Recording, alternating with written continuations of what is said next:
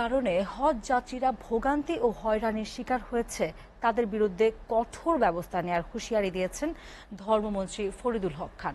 রাজধানীর আশকোনার হজ ক্যাম্পে সংবাদ সম্মেলনে তিনি বলেন, হাজিরা যাতে সহজে হজ পালন করতে পারে তার সর্বোচ্চ ব্যবস্থা নিয়েছে সরকার, তবে কিছু এজেন্সির কারণে তা ব্যাহত হচ্ছে। তাইফুর রহমান তুহিনের প্রতিবেদন। হজে যাওয়ার আগে রাজধানীর আশকোনায় হজ ক্যাম্পে সংবাদ সম্মেলন করেন ধর্মমন্ত্রী ফরিদুল হক খান। এবছর হজ যাত্রার নানা দিক তুলে ধরেন মন্ত্রী।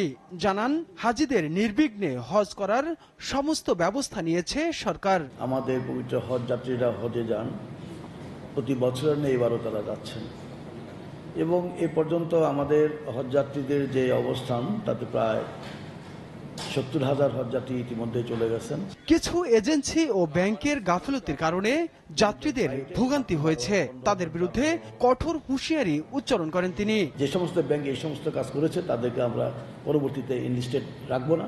এক, দুই নাম্বার হলো যারা আমাদের এজেন্সি যারা এই ধরনের অপকর্ম করে তাদেরকেও আমরা কিন্তু আগামীতে হজ যাত্রীদের নেওয়ার ব্যাপারে তাদের কোনো লাইসেন্স নবায়ন হবে না, বরং আমাদের যে বিধান আছে যেটা যে 50 লক্ষ টাকা পর্যন্ত জরিমানা, যে যতটুকু অপরাধ করেছে ততটুকু তার শাস্তি তারা পাবে, এতে কোনো সন্দেহ নেই। তবে এবছর ভিসা জটিলতা হয়নি দাবি করে তিনি বলেন, ভিসা নিয়ে মিথ্যা তথ্য প্রচার করা হয়েছে।